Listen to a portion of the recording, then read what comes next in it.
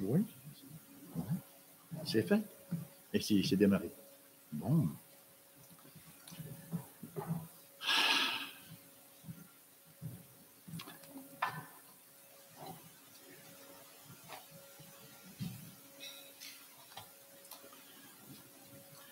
Le titre de mon partage de cet après-midi,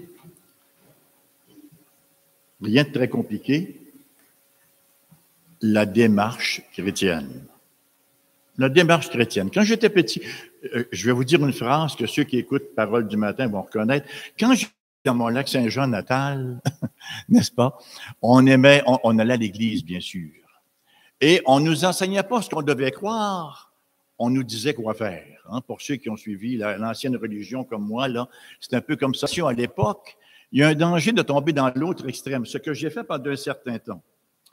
Je disais toujours à mes étudiants à la faculté, à chaque fois que j'enseigne mes étudiants à la faculté, il y en a toujours un ou deux qui levait la main. Mais docteur Perron, comment est-ce qu'on fait cela? Et ma réponse était toujours la même. On ne fait pas de la théologie comme on fait des hot dogs. Voyez-vous, la théologie, c'est une science de réflexion. Alors, pour un hot dog, c'est simple. On prend le pain, on le fait cuire, la saucisse, on met le ketchup et on le sert. Mais la théologie, il faut l'écouter attentivement et ensuite, on la met en pratique. Mais j'ai réalisé que c'est pas tout à fait vrai. Il y a une place pour dire, voici comment on le fait. Il y a une place pour les how-tos. Hein? Comment on fait les choses, de quelle manière on doit faire les choses. Et c'est précisément ce que l'apôtre Paul nous dit ce matin. Il nous dit comment on doit marcher. Il nous rappelle d'abord comment on marchait avant et comment maintenant, en nouveauté de vie, devons-nous prendre un nouveau pas, avoir une nouvelle démarche, même endosser une nouvelle tenue vestimentaire spirituelle, pour ainsi dire. Alors, je vous invite à ouvrir la parole de Dieu avec moi dans l'Épître aux Éphésiens, au chapitre 4, les versets 17 à 24. Éphésiens, chapitre 4, versets 17 à 24.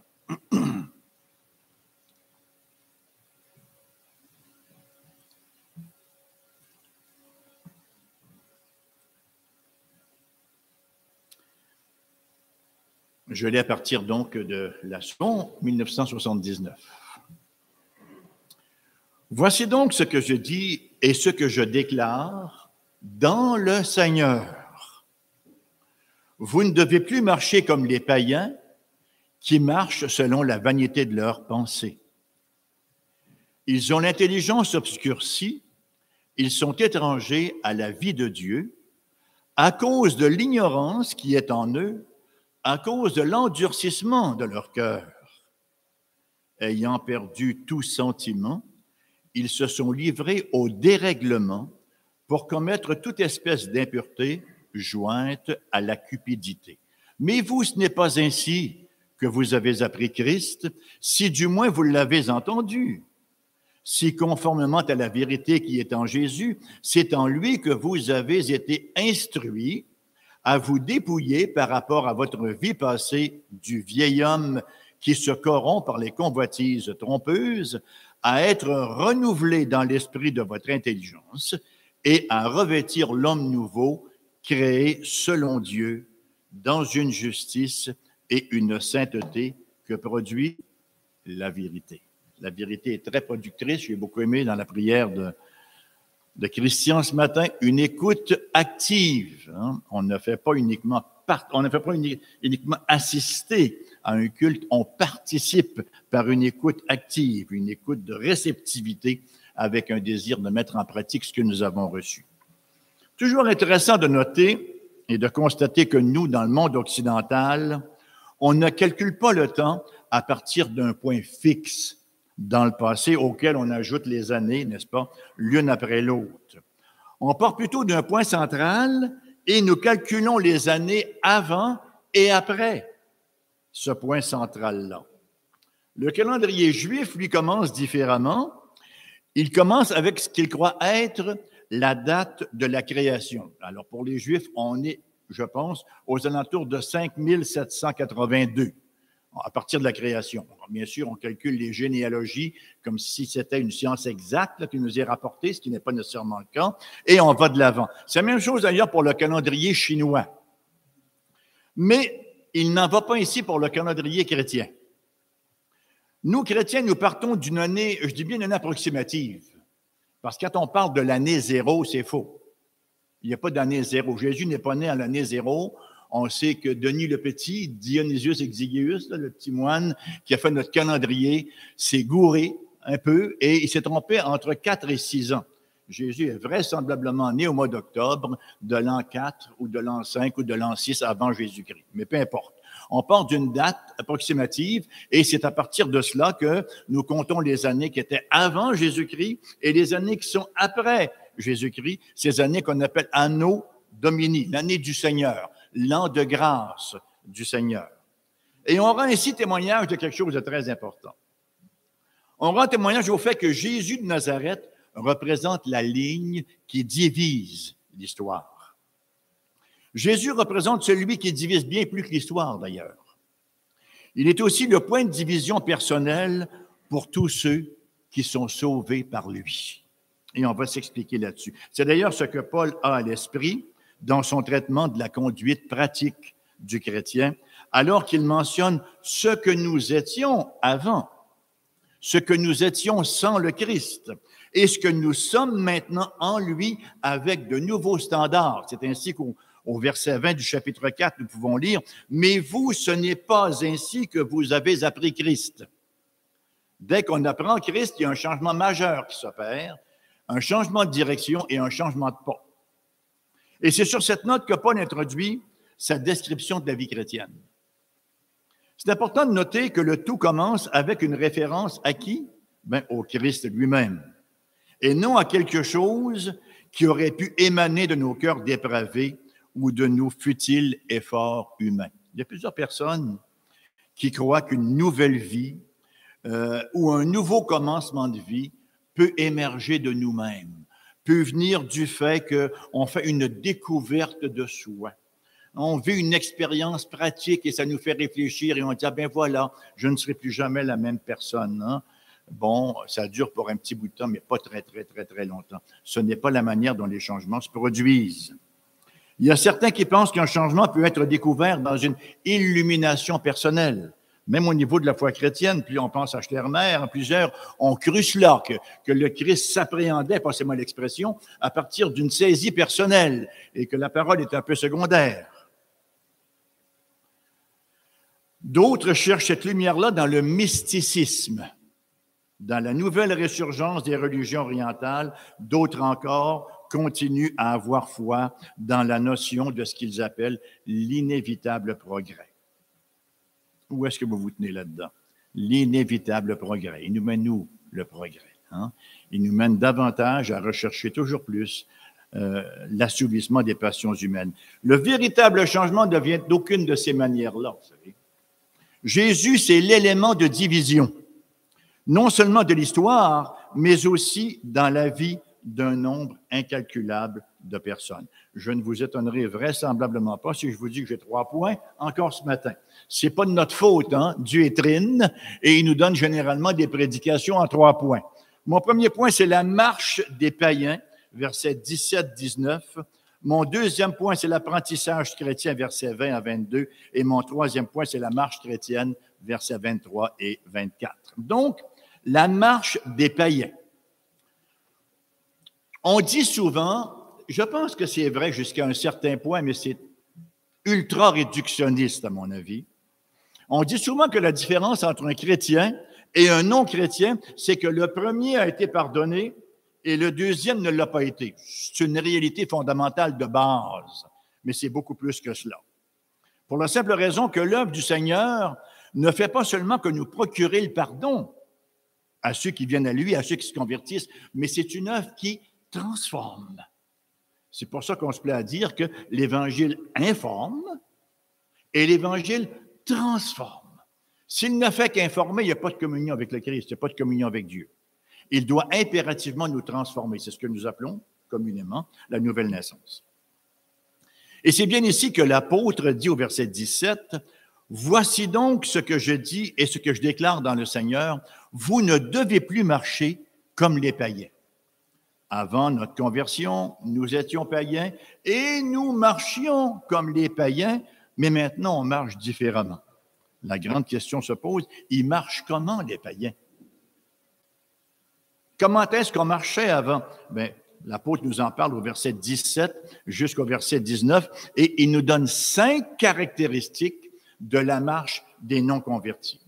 Premièrement, il nous dit, ils marchent selon la vanité de leur pensée. Ça veut dire quoi le mot vanité? Et là, Salomon va dire vanité, des vanités, tout est vanité. Et poursuite du vent. Vanité, ça veut simplement dire vide, pas de contenu. Ils marchent selon le vide de leur pensée. C'est pas qu'ils ne pensent pas. Ils ont une capacité de penser, mais spirituellement, c'est vide. Leur pensée se limite exclusivement à ce qui est terrestre, à ce qui est autour d'eux, à ce qui se rapproche d'eux. Vous savez, il y a toujours 2 choix lorsqu'on choisit notre divinité, parce que tout le monde adore quelqu'un. C'est soit le vrai Dieu ou on choisit soi-même. On choisit de se servir soi-même, de servir nos passions, de travailler pour notre bien-être à nous, avoir le maximum sur terre, et après on verra. C'est ce que l'Ecclésiaste dénonce, à bien des égards. La vie sous le soleil et la vie au-dessus du soleil. Alors, ils marchent selon la vanité de leurs pensées. Leurs pensées sont exclusivement dirigées vers les choses de ce monde, sans aucun souci ou sans aucune considération, pourrait-on dire, pour les choses d'en haut. Tout est fait, en fait, pour le présent, pour le plaisir, pour le confort, pour l'assouvissement de nos passions. Dieu n'est pas contre le plaisir. Dieu n'est pas contre l'assouvissement de nos passions. Dieu n'est pas contre le fait qu'on vit dans le présent. On n'est pas encore projeté dans le futur sans vivre dans le présent, mais il y a une manière de le faire, vous voyez. Ça ne peut pas devenir le critère ultime. Ce n'est pas ma direction ultime, ce n'est pas mon investissement ultime, en quelque sorte. Alors, les païens, donc, marchent selon la vanité de leurs pensées. Et quand on les rencontre, ils peuvent même tenir un discours spirituel. Oui, j'ai une certaine spiritualité, j'ai une intériorité. Il m'arrive parfois même d'aller faire un tour à l'église, à l'occasion, de faire une prière à quelqu'un. Vous allez chez les AA, par exemple, vous choisissez votre propre Dieu, etc., etc. Alors, leur pensée est là, mais elle est vide, spirituellement parlant. Ça, c'est le premier critère des païens. Et l'apôtre dit, vous ne pouvez plus, vous ne devez plus marcher comme cela, selon ce que vous ressentez. Deuxièmement, ils ont l'intelligence obscurcie. Encore une fois, ça ne veut aucunement dire qu'ils sont idiots, les païens. Bien au contraire. Ça ne veut pas dire qu'ils manquent d'intelligence, que leur quotient intellectuel est infiniment bas. Ce n'est pas du tout ce que l'apôtre veut nous dire. Le mot intelligence est particulièrement intéressant. Ici, on va faire un petit peu de grec, ça ne vous embête pas. C'est le mot 1, 2, 3, 4. Dianoia, voilà. C'est le mot dianoia. Parce que je suis tellement habitué à l'autre mot pour repentance que je m'affargeais dedans. Les effets noétiques de la chute, c'est ça qu'on veut dire. Les effets de la chute en Adam ont complètement bousillé la rectitude et la capacité de notre intériorité, de notre intelligence, de tout ce que nous sommes à l'intérieur, notre manière de voir, notre manière de penser, notre manière d'interpréter. C'est la raison pour laquelle Romains 12 nous dit qu'on a un besoin impératif d'être renouvelé dans notre dianoia, renouvelé dans notre intelligence afin de pouvoir donner une correcte interprétation des choses de notre vie, des choses de la terre. Parce qu'on en a déjà parlé, c'est ça le principe, le concept d'analogie. C'est penser les pensées de Dieu après lui. Ce n'est pas demander à Dieu qu'il pense nos pensées à nous après nous. C'est nous qui devons impérativement penser les pensées de Dieu après lui.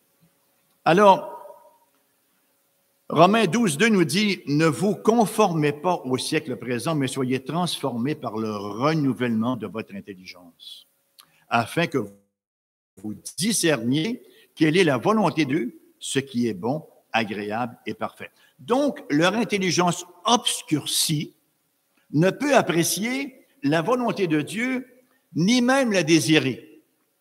Pour en arriver à vouloir faire la volonté de Dieu, pour en arriver d'abord à vouloir la connaître, pour en arriver à prendre plaisir à ses commandements, il faut la repentance.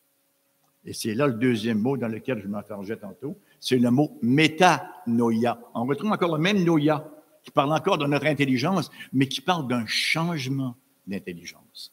La repentance, vous savez, c'est pas se lancer par terre et pleurer pendant des jours et faire des crises. Bon, ça peut se manifester comme cela. Mais la repentance, fondamentalement, c'est quand l'Esprit du Seigneur vient dans nos cœurs et nous convainc que notre façon de voir n'est pas la bonne, qu'on a vécu exclusivement pour nous et qu'il y en a une qui est infiniment correcte et qui va infiniment au-delà de cela. Donc, les païens, ils marchent selon le vide de leur pensée, selon l'obscurité de leur intelligence. Et ça n'arrête pas là. Il nous est dit, troisièmement, ils sont étrangers à la vie de Dieu. Étrangers à la vie de Dieu, ça veut dire quoi? Ils ne connaissent pas la vie de Dieu. Je vois quelqu'un passer sur la rue, c'est un pur étranger, je ne le connais pas. Ben, les païens, nous est-il rapporté, sont étrangers à la vie de Dieu. Ils n'ont pas de familiarité avec ce qu'est la vie de Dieu. Ils peuvent pratiquer une religion quelconque, vous savez. Ils peuvent même être zélés dans leur religion, mais ils sont étrangers à la vie de Dieu que nous n'avons qu'en Christ Jésus, qu'en venant dans la personne du Seigneur notre Dieu. Ils ne sont pas de la famille de Dieu, ils ne marchent pas dans la lumière, ils ne sont pas habités par le Saint-Esprit, ils ne sont bénéficiaires d'aucune promesse de l'alliance. Et quand on y pense, quand on voit juste cette description-là, est-ce que ça nous fait penser un peu, si nous sommes sauvés, à ce que nous étions auparavant? Est-ce que ça nous fait penser à quel point Dieu a été bon de venir nous chercher là où nous étions pour faire en sorte qu'on cesse d'être étrangers à sa vie? Pour faire en sorte de faire la lumière afin que nos pensées ne soient plus obscurcies, notre intelligence ne soit plus obscurcie, pour remplir nos pensées vides de sa vie et d'éternité.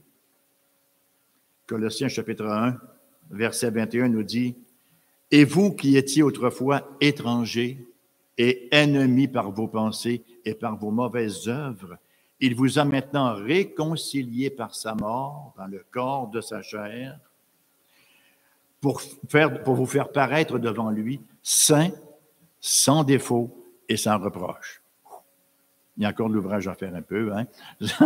Saint, sans défaut et sans reproche. Vous savez quoi? C'est ce que nous sommes de position. C'est pas ce que nous sommes de condition, mais de position, c'est ce que nous sommes. Nous sommes effectivement saints, sans défaut et sans reproche. Et le texte nous donne le pourquoi de cette posture des païens. Donc, ils marchent selon la vanité de leurs pensées, ils ont l'intelligence obscurcie, ils sont étrangers à la vie de Dieu. Pourquoi? Ben, le texte nous dit, à cause de quoi? À cause de l'ignorance qui est en eux. Ah ben voilà. Ils ont tout cela parce qu'ils sont ignorants. Et on pourrait dire, pauvres autres, c'est quand même pas de leur faute. Ils sont ignorants, on ne peut quand même pas les blâmer. Mais pourquoi est-ce qu'ils sont ignorants? Bien, la parole nous le dit aussi. À cause de l'ignorance qui est en eux, à cause de l'ignorance qui est en eux, à cause de l'endurcissement de leur cœur. Voilà d'où vient toute la difficulté. L'endurcissement du cœur humain. Tout est une question de cœur. À qui est-ce que mon cœur appartient? Qu'est-ce que j'ai dans le cœur? Qu'est-ce que j'investis dans mon cœur? Tant et aussi longtemps que le cœur reste endurci à la réception du Christ Jésus comme mon sauveur, ben, c'est comme ça que je marche, là. Mes pensées sont vides, mon intelligence est obscurcie et je suis étranger à la vie de Dieu. Je peux être une bonne personne, mes voisins peuvent beaucoup m'aimer. Hein, les gens autour peuvent me dire « Ah, c'est un bon Jack, c'est un bon bonhomme, c'est une bonne femme. » Mais je suis étranger à la vie de Dieu. C'est-à-dire qu'au terme de ma vie, et on sait que ça passe très rapidement, ben je n'ai d'autres promesses que le jugement dernier, qui va durer pour l'éternité. Donc, depuis la chute, la dureté de cœur envers Dieu, la dureté du cœur envers le Dieu de la Bible, on aimerait avoir un petit Dieu, on aimerait tout ça. Avoir un petit Dieu portatif, là, hein, qu'on peut amener partout. Un petit Dieu qu'on pourrait contrôler, 2, 3 sacrifices, puis là, tu me dois cela maintenant, Dieu. J'ai prié, donc tu me dois une réponse. Ça met Dieu en dette un peu, là. On aimerait tout ça. Un Dieu qui nous aiderait quand ça va mal. Mais le vrai Dieu, le Dieu souverain, qui ne nous doit strictement rien, mais auquel on doit tout, ça, on aime moins ça. Pourquoi pensez-vous que la doctrine de la souveraineté divine est tellement offensante aux gens? Parce que ça nous dit que Dieu est souverain. Ce n'est pas nous qui sommes souverains. Que si on veut marcher en rectitude de vie, c'est sous sa gouverne souveraine. Donc, lorsqu'on regarde le CV d'un inconverti, on ne peut pas être plus au clair sur sa manière de vivre. Hein? Ce n'est pas nécessairement un grand bandit, là. Les inconvertis ne sont pas toujours en train de courir les rues, en train de voler les banques ou je ne sais pas trop quoi, là, vendre de l'héroïne ou whatever. Hein? Ça peut être des bons pécheurs chez eux qui mènent des belles petites vies tranquilles puis qui sont aussi perdus que les grands bandits, vous savez. Le péché se manifeste peut-être moins extérieurement, mais le cœur n'est toujours pas pour le Seigneur. Ce n'est pas une question d'œuvre, c'est une question d'intériorité. Il vit selon la vanité de sa pensée, selon son intelligence obscurcie, son statut d'étranger à la vie de Dieu, à cause de l'ignorance qui est en lui, à cause de l'endurcissement de son cœur. Et la conséquence logique de tout cela, on la retrouve au verset 19, qui nous dit, « Ayant perdu tout sentiment, ils se sont livrés au dérèglement pour commettre toute espèce d'impureté jointe à la cupidité. » C'est quoi le dérèglement? C'est de ne pas suivre les règles. Risquez-vous un emmène là-dessus? Hein? C'est de ne pas suivre les règles. Je vis dans le dérèglement lorsque je ne suis pas les règles. Qui est celui qui décide des règles? Est-ce qu'on va faire des statistiques, des sondages pour déterminer quelles sont les règles, comme les gouvernements font ou comme parfois on le fait dans notre culture? Non. C'est Dieu qui fait les règles. C'est le Dieu souverain qui décide de ce qui est beau, de ce qui est laid, de ce qui est mauvais, de ce qui est bon. Il est le critère ultime, c'est la référence ultime. Alors, lorsque je vis dans le dérèglement, c'est lorsque je ne vis pas selon les règles de Dieu. L'impureté et la cupidité. La cupidité. Vous dites quelque chose? Money is the issue, right? L'argent, c'est tellement important. Money is the issue. Puis la cupidité, ce n'est pas uniquement en question d'argent. C'est toujours de chercher mon propre intérêt, mon propre profit dans quelques situations que ça puisse être. Romains chapitre 1, j'aurais aimé lire jusqu'au verset 30 quelques, mais ça aurait été un peu long. Romains chapitre 1, verset 18 à 21. La colère de Dieu se révèle du ciel contre toute impiété et toute injustice des hommes qui retiennent injustement la vérité captive. Car ce qu'on peut connaître de Dieu, littéralement, ce qui est connu de Dieu, en grec, c'est gnostos, c'est quelque chose qui est connu. Car ce qui est connu de Dieu est manifeste pour eux, Dieu le leur ayant fait connaître. En effet, les perfections invisibles de Dieu, sa puissance éternelle et sa divinité se voient comme à l'œil nu depuis la création du monde quand on les considère dans ses ouvrages. Ils sont donc inexcusables. Aucune excuse. Car ayant connu Dieu, ils ne l'ont point glorifié comme Dieu et ne lui ont point rendu grâce, mais ils se sont égarés dans leurs pensées et leur cœur sans intelligence a été plongé dans les ténèbres. Le péché de l'humanité, c'est qu'ils connaissent Dieu. C'est intéressant, hein? Jésus de dire la vie éternelle, c'est qu'ils te connaissent, toi le seul vrai Dieu et celui que tu as envoyé, Jésus-Christ. Alors, il y a connaître et connaître, vous voyez. On va en parler un tout petit peu plus tantôt. C'est qu'ils savent que Dieu est là. Le témoignage de Dieu est évident. Ils regardent tout autour, l'évidence leur saute d'en face, pas seulement l'expression, mais ils refusent de glorifier Dieu. La raison de l'évangélisation, ce n'est pas parce qu'il y a des gens qui se perdent. C'est sûr que c'est grave que des gens se perdent pour l'éternité. Mais la raison de l'évangélisation, c'est pour que Dieu soit glorifié. Nous ne sommes pas anthropocentriques, centrés sur les gens. Pauvre petit, il va se perdre. C'est certain qu'on a compassion des gens qui se perdent. Mais le motif, la raison fondamentale, la raison d'être de l'évangélisation, c'est parce que Dieu n'est pas glorifié. On comprend très bien qu'un chrétien régénéré ne peut d'aucune façon marcher de la manière qu'on vient de décrire chez les païens.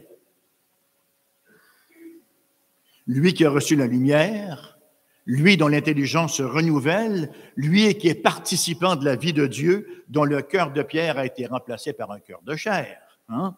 D'où l'injonction de Paul, « Voici donc ce que je dis et ce que je déclare dans le Seigneur, vous ne devez plus marcher comme les païens. » Le vieux dicton qui dit « Quand tu es à Rome, tu vis comme un Romain » ne s'applique pas du tout dans la question de la marche chrétienne.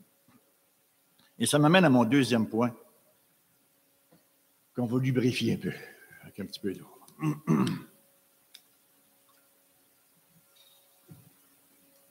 Il ne fait pas si froid que ça, finalement. Hein? Avez-vous froid? Non, hein? Ah, ces Congolais-là sont frileux. Hein?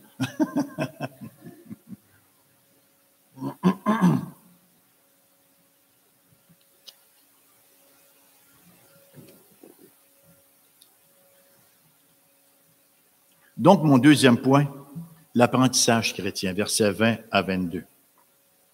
Ça nous amène à réaliser plus clairement l'ensemble du système du monde dans lequel nous vivons. Le monde dans lequel nous vivons. Hein, on est tellement souvent en train de critiquer, pour ne pas dire en train de chialer après le monde. Bien, le monde, il est cohérent. Il vit de manière mondaine.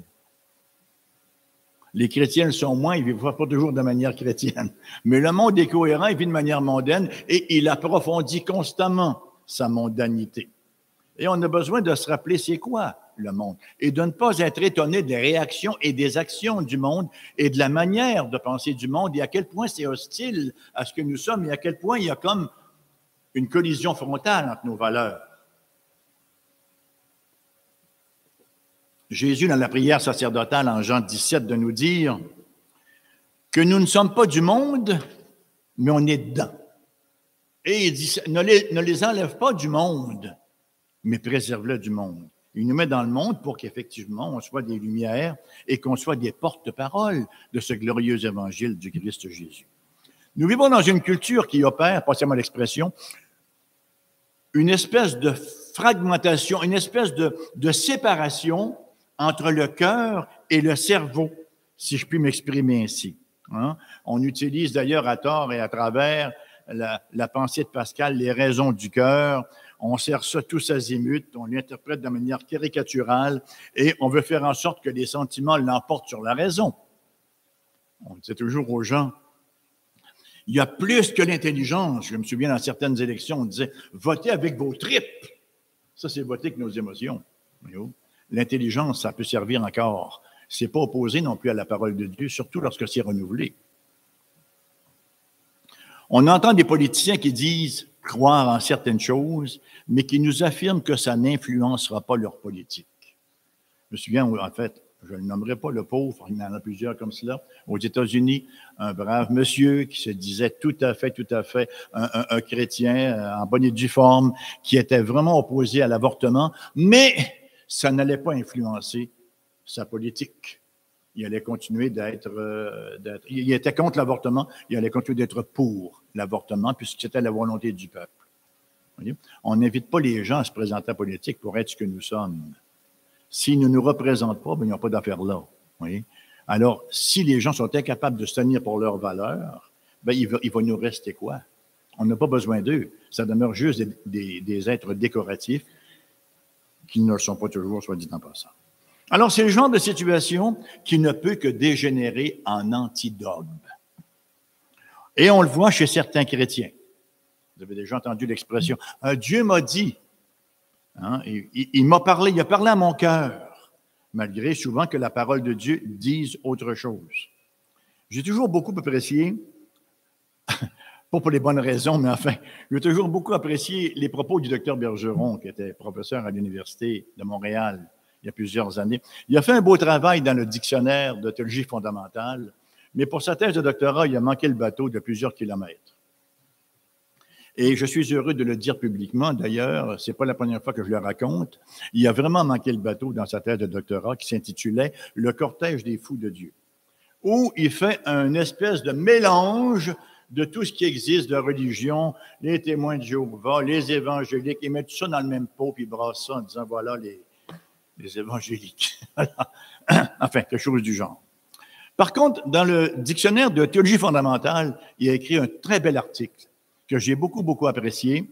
Il parle de la pensée évangélique qui est souvent déconnectée de la réalité. Et je trouvais que c'était des belles pensées. Il parle, par exemple, des chrétiens qui tendent à être en fuite. Est-ce qu'on n'a pas toujours tendance à être en fuite? Non, je suis le seul, OK. Bon, bien, je vais me parler à moi-même.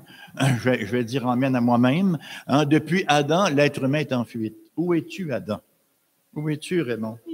Hein? On a tendance à vouloir fuir nos responsabilités, à vouloir fuir la réalité, parce que la réalité, c'est pas qu'elle n'est pas toujours ce qu'on voudrait qu'elle soit, c'est qu'elle est à peu près jamais ce qu'on voudrait qu'elle soit. Mais elle est toujours ce que Dieu veut qu'elle soit. Et ça, c'est extrêmement important. Alors, Dr Bergeron dit, il parle des dispensationalistes. Il dit, eux autres, c'est une fuite vers l'avant. Jésus revient. Bon, à l'extrême, je n'irai pas voter, Jésus revient. Ça, c'est là, mais Jésus revient, surtout dans les temps dans lesquels on vit. On croit tous que Jésus revient, on le sait, il l'a dit, puis il est probablement plus proche qu'on le pensait. Mais là, il revient. On peut fuir vers l'avant. Ah, je ne me casse pas la tête avec ça, Jésus revient. Je me souviens de mon ex-pasteur, quand j'étais à Marieville, un jour. J'arrive chez lui. Il s'est acheté un très beau stéréo, quelque chose de bien, là. On n'était pas que les petits beaux à l'époque, vous savez, les colonnes de son. Et je dis, wow, un coup d'argent. Oh, j'ai sorti mon fonds de pension, de toute manière, Jésus revient. C'est une fuite vers l'avant, vous voyez? Je n'aurais pas à faire face à la situation, je fuis vers l'avant. Et dit l'autre aspect du monde évangélique, c'est la fuite vers le haut, les mystiques. Ah, Dieu m'a dit. Je lis la parole, mais ce n'est pas assez précis. Mais Dieu m'a dit, je sais que ça m'a fait du bien quand il m'a dit cela. Oui? C'est une fuite, ça aussi. C'est une fuite vers le haut. Fuite vers l'avant, fuite vers le haut. Merci, Dr Bergeron, pour cette belle parole-là. Je trouve ça vraiment très, très bien. Ça, c'est marcher comme le monde. Fuir. Bon, le monde fuit ailleurs, dans ces espèces de paradis artificiels, dans le sport, dans n'importe quoi. Et toujours en fuite, parce que la réalité, c'est presque impossible d'y faire face, les yeux grands ouverts. Et il existe d'autres divisions, vous savez. Le sacré et le séculier. Bon, dans le sacré, nous avons l'adoration, la moralité personnelle, et dans le séculier, ben là, il y a les sciences, il y a la politique, il y a l'économie. On peut mettre des grandes séparations entre cela également. On dit souvent que les étudiants sont aux prises avec une dichotomie à l'université. Quand ils entrent à l'université, ils utilisent leur cerveau. Quand ils arrivent à l'église, ils le laissent au vestiaire. Là, c'est l'esprit qui prend la relève, comme s'il y avait contradiction entre les deux. Vous voyez? Mais c'est souvent pas comme cela. Parce que c'est imposant, parce que les discours qui sont tenus ont quand même un impact sur eux, et il faut composer avec cela. Alors, on devient un peu schizophrène à quelque part, vous voyez. On devient un peu divisé intérieurement. On ne divise pas esprit et raison. On soumet la raison à l'esprit. Alléluia. Good! Un beau amen. Permettez-moi 4 exemples sur la réalité de ce genre de division-là. 4 exemples qui sont synonymes, en quelque sorte. Premièrement, la division entre le privé et le public. Alors là, vous avez, ça c'est la division de la société moderne. Hein? Vous avez les préférences personnelles en haut. Vous pouvez croire un petit peu ce que vous voulez. Puis ensuite, quand vous arrivez en bas, là, vous avez la sphère publique. Alors là, il faut se rallier à ce qu'on appelle la connaissance scientifique. Hein? Alors là, c'est l'évolution, c'est l'avortement, au niveau des genres, on repassera, etc., etc., etc. Et on n'a pas beaucoup de choix parce que même l'école figure avec la sphère d'en bas. Qu'est-ce que c'est que l'école? Elle est là pourquoi l'école? Elle est là uniquement pour former des gens qui vont fonctionner dans la société. Alors, elle ne peut avoir d'autres valeurs que les valeurs de la société. Oui? Alors, tant mieux quand on peut faire l'éducation à la maison, qu'on peut trouver d'autres formules, parce que dans l'école publique, on va former des gens avec les valeurs de la société où ils vont être constamment en porte-à-faux ou à contre-courant. Deuxième élément, les valeurs réduites à l'arbitraire et les décisions existentielles. Dans la sphère du haut, vous avez les valeurs. Pour les valeurs, ce sont les choix individuels. Une personne peut croire au mariage, un autre peut croire qu'il y a une certaine manière d'éduquer les enfants, etc., etc.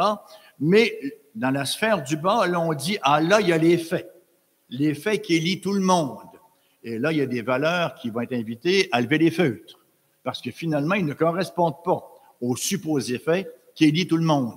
Et c'est là où nous sommes souvent de fois en porte-à-faux avec le monde, encore une fois.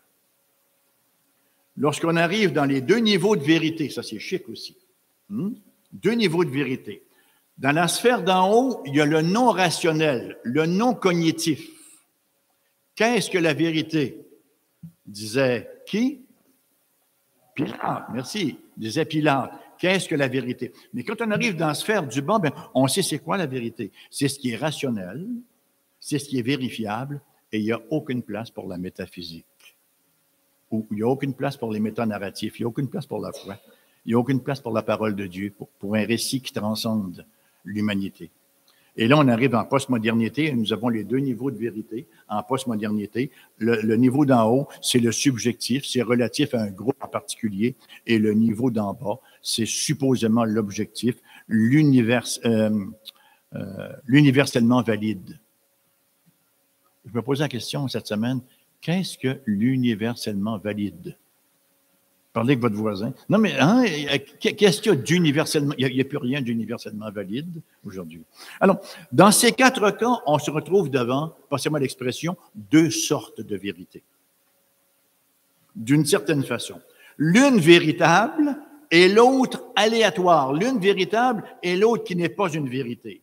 L'une vraie pour tout le monde et l'autre relative.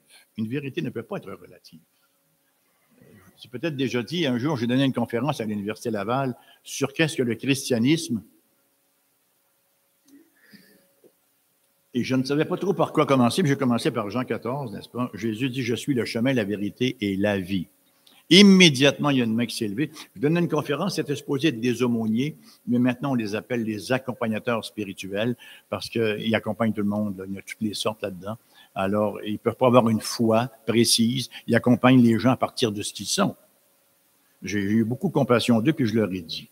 Enfin, alors, je suis le chemin, la vérité et la vie. J'insiste là-dessus, une main se lève.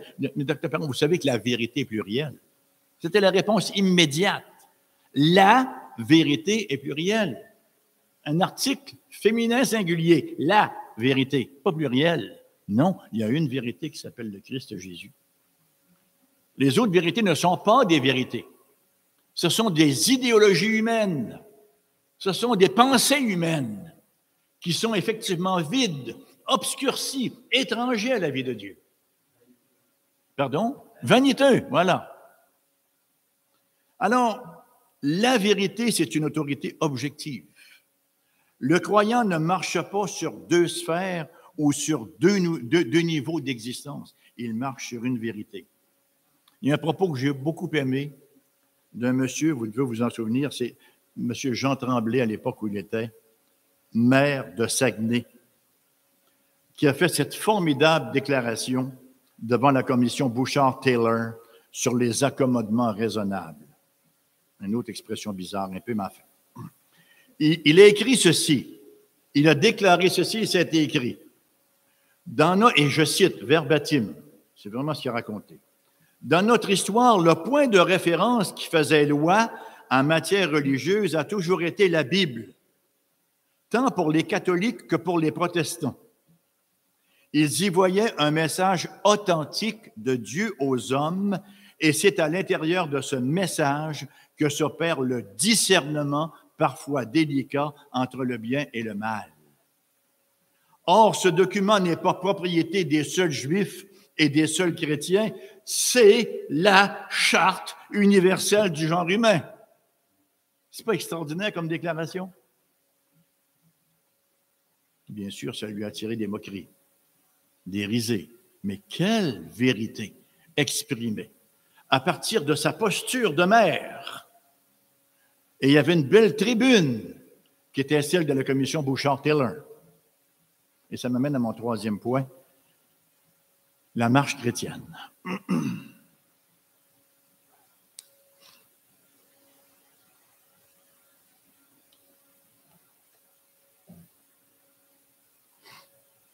Les versets 23-24 nous parlent de l'école du Christ. Ben oui, c'est la vérité.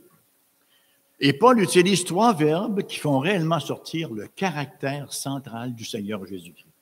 Si vous regardez les versets 23-24, vous trouvez le verbe appris, entendre et instruit. Appris, entendre et instruit. Et c'est intéressant de considérer ces verbes-là. Il nous est parlé d'abord d'avoir appris Christ. C'est toute la différence entre apprendre, dans le sens de connaître, et apprendre des choses concernant une personne. Connaître une personne, c'est une chose. Connaître des choses sur une personne, c'en est une autre. Connaître certains faits. Voire connaître tous les faits concernant Jésus, c'est une chose. Mais connaître Jésus, c'en est une toute autre. Et la différence, elle est vraiment importante. Et on retrouve une pensée tout à fait parallèle dans les paroles même du Seigneur Jésus, en Jean chapitre 17, verset 3. Or, la vie éternelle, c'est qu'ils te connaissent, toi, le seul vrai Dieu, et celui que tu as envoyé. Là, on n'est plus dans le même connaître que Romains au chapitre 1. Ils ont connu Dieu, mais ils ne l'ont pas glorifié. Voyez? Ici, dans le connaître en ayant cette expérience personnelle de relation, d'intimité avec le Seigneur Jésus-Christ. L'étymologie d'un mot ne nous fournit pas nécessairement son sens, mais ça peut à l'occasion nous donner certaines pistes très importantes. Le mot « connaître », c'est un beau mot « connaître ». Connaître, naître avec. Ça nous parle de naître avec. Ça nous parle vraiment d'une relation, d'une intimité, d'une proximité avec une personne. Le mot connaître. Et les chrétiens sont chrétiens parce qu'ils sont entrés dans une relation personnelle avec le Seigneur Jésus-Christ. C'est donc un apprentissage. Et on continue à grandir dans cette relation-là. Parce que c'est quoi notre appel? Sinon que de devenir toujours davantage semblable à la personne du Christ Jésus. On commence quelque part, hein? On commence comme des enfants, des nouveaux-nés. Et quand on dit des nouveaux chrétiens, on vient à l'Église, on écoute la prédication, on en comprend à peu près 4 % parce que les prédicateurs sont toujours un peu déconnectés avec leur vocabulaire hermétique.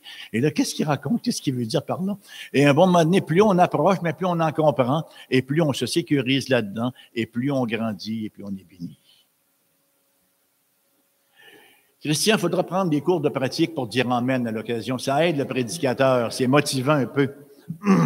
Voilà. Donc, c'est un apprentissage du Christ qui a opéré le changement le plus profond qui soit en nous. Instruit en Christ. Entendre Christ. Oh, quel beau verbe. Il est surprenant, ce verbe-là, vous savez. Il est surprenant même dans son emploi dans la parole de Dieu. Non pas si vous avez entendu parler de lui, mais si vous l'avez entendu personnellement. C'est dire qu'on peut entendre personnellement le Christ. Je vais vous dire comment. Romains chapitre 10, versets 14-15. Comment croiront-ils? Bien, on va le lire ensemble d'abord, tel qu'il est ici. Romains chapitre 10, versets 14 et 15 à 15. Comment donc invoqueront-ils celui en qui ils n'ont pas cru? Et comment croiront-ils en celui dont ils n'ont pas entendu parler? C'est cette phrase-là qu'on doit reprendre. Là. Et comment en entendra-t-il parler s'il n'y a personne qui prêche? Et comment y aura-t-il des prédicateurs s'ils ne sont pas envoyés? C'est notre sujet de prière pour avoir un pasteur prochainement à la Trinité. Mais enfin, revenons au verbe. Comment croiront-ils en celui en qui ils n'ont pas entendu parler? Ce n'est pas ce que le texte grec nous dit. Laissez-moi vous traduire littéralement ce que le texte original nous dit. Comment donc invoqueront-ils celui en qui ils n'ont pas cru? Et comment croiront-ils celui qu'ils n'ont pas entendu? Et comment l'entendront-ils s'il n'y a personne qui prêche? Et comment y aura-t-il des prédicateurs s'ils ne sont pas envoyés? Vous voyez? Il y a quelque chose d'existentiellement particulier lorsqu'on est exposé à la parole de Dieu. Comment croiront-ils celui qu'ils n'ont pas entendu? 1 Thessaloniciens, chapitre 2, verset 13, nous dit, « C'est pourquoi nous rendons continuellement grâce de ce qu'en recevant la parole de Dieu que nous vous avons fait entendre, vous l'avez reçue non comme la parole des hommes, mais ainsi qu'elle l'est véritablement, comme la parole de Dieu qui agit en vous qui croyez. » Bien sûr, tout croyant est tenu, comme on en parlait hier lors de notre enseignement dans Actes 17, les Béréens, voyons. 17, voilà, hein, qu'ils vérifiaient chaque jour dans l'Écriture si ce qu'on leur enseignait était exact. Et c'était pas qu'ils enseignaient, c'était quand même pas si mal, vous voyez, mais ils vérifiaient quand même dans l'Écriture si ce qu'on leur enseignait était exact. Donc, comment avons-nous entendu Jésus? Bien, on l'a entendu dans l'Écriture. On l'a entendu par les prédicateurs de l'Évangile. Jean chapitre 10, verset 26-30. « Mais vous ne croyez pas parce que vous n'êtes pas de mes brebis. » de dire Jésus. « Mes brebis entendent ma voix, je les connais et elles me suivent. Je leur donne la vie éternelle et elles ne périront jamais et personne ne les ravira de ma main. Mon Père qui me les a donnés est plus grand que tous et personne ne peut les ravir de la main de mon Père. Moi et le Père, nous sommes un. » Alléluia. Quelle belle assurance. S'il fallait que ça repose sur nous autres, bien-aimés, hein, on serait tous suicidaires, hein? On serait tous en déprime totale et complète. Ça ne repose pas sur nous, ça repose sur celui qui nous garde. Paul avait entendu la voix du Seigneur sur la route de Damas. Les soldats autour, qu'est-ce qu'ils ont entendu, eux autres? Le bruit du tonnerre. Voyez-vous? Paul entend la voix, mais les autres entendent le tonnerre. Quand on parle aux gens de la parole de Dieu, lorsqu'on leur présente l'Évangile, si l'Esprit de Dieu n'a pas fait une œuvre première dans leur cœur, on ne fait que du bruit. On parle à nos bien-aimés, on parle à nos enfants, enfin, qui ne sont pas convertis, à d'autres qui ne sont pas convertis, et je sais tout ça, tu m'en as parlé depuis que je suis petit. Hein? Mais ce n'est que du bruit, tant et aussi longtemps qu'ils n'entendront pas Jésus lui-même par le biais de notre voix. Mais Paul, lui, l'avait entendu sur la route de Damas. En même temps qu'il y a un volet de la responsabilité humaine, bien sûr. L'existence et la qualité de notre communion en dépend. Comment fait foi ce beau verset d'Apocalypse, chapitre 3, verset 20. « Voici, je me tiens à la porte et je frappe. Si quelqu'un entend ma voix et ouvre la porte, j'entrerai chez lui, je souperai avec lui et lui avec moi. » Quelle belle image! C'est l'image de la communion avec le Christ. Si quelqu'un vient et puis il frappe à la porte, on n'ouvre pas la porte. On n'a pas de communion avec lui. On ne commence pas à crier à travers la porte. Hein? On n'a pas de communion avec lui. Mais le Christ dit, je viens et je frappe à la porte. Est-ce que vous entendez cet après-midi Christ qui frappe à votre porte? Je ne sais pas où vous vous tenez spirituellement, mais il faut l'ouvrir, la porte. Et la parole nous dit que quand on l'ouvre, il entre et il soupe avec nous. La belle métaphore du repas communautaire avec le Christ et Jésus. Le repas que nous allons prendre d'ailleurs à la fin de cette célébration. Et ça nous amène à notre autre point, instruit en Christ.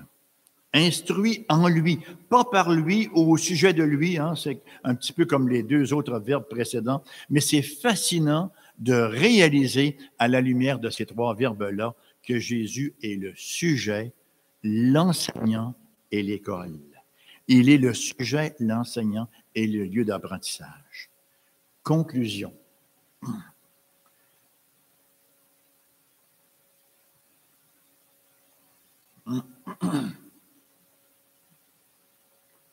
Quelqu'un m'a dit que j'avais une voix différente dans la prédication que lorsque je fais mes émissions à la radio. C'est parce que je m'énerve dans la prédication. Alors qu'en studio, je reste plus calme. Donc, nous allons maintenant parler de choses spécifiques et avoir quelques exemples de différences que la venue du Seigneur et sa révélation opèrent dans nos vies. D'abord, les versets 20-24. « Mais vous, ce n'est pas ainsi que vous avez appris Christ, si du moins vous l'avez entendu, si conformément à la vérité qui est en Jésus,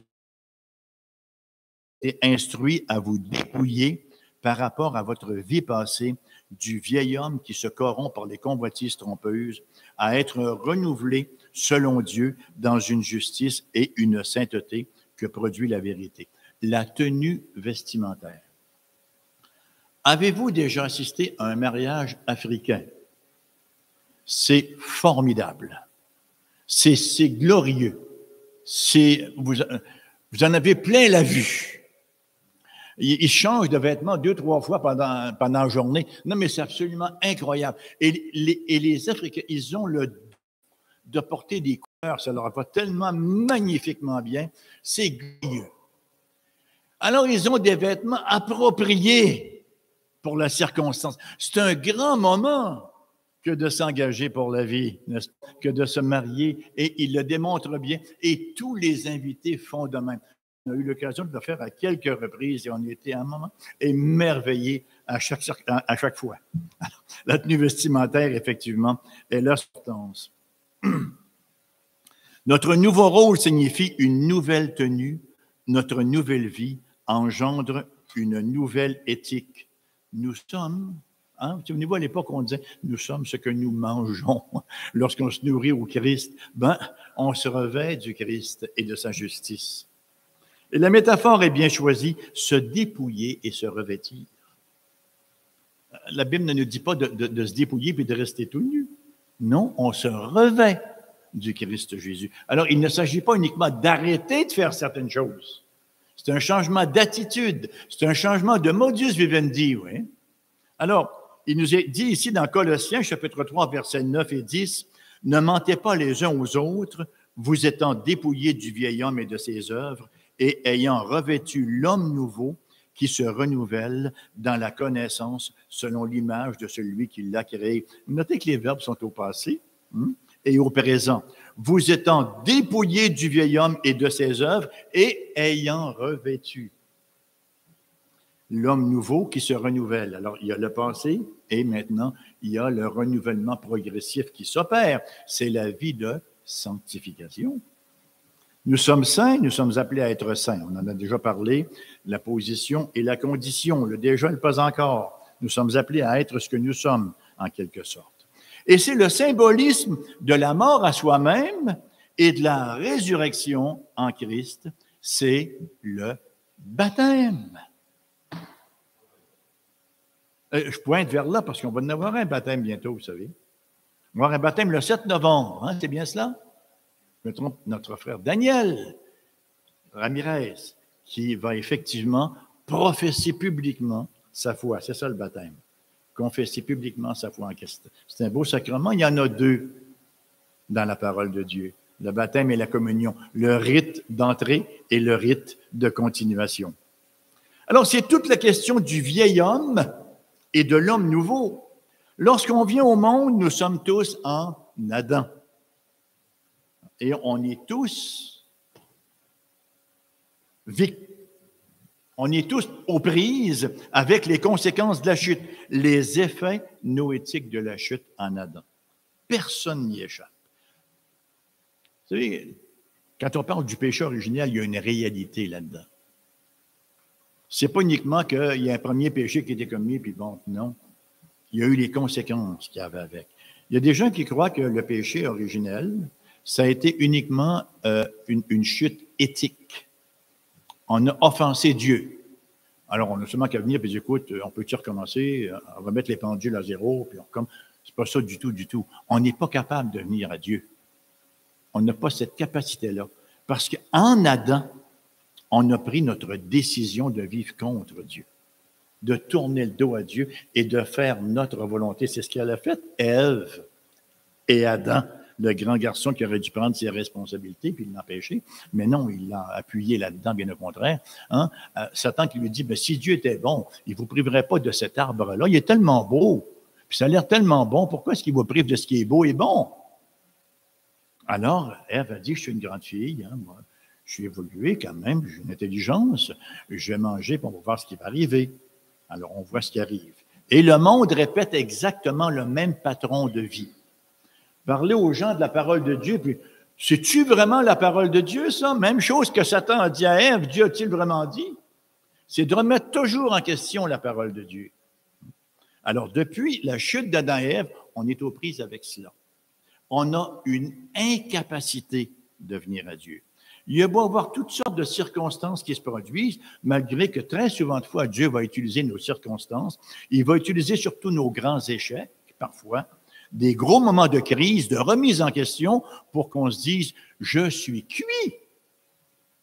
Je ne peux pas m'en sortir tout seul. Et là, il y a un moment de désespoir. Qui va me délivrer de ce corps de mort?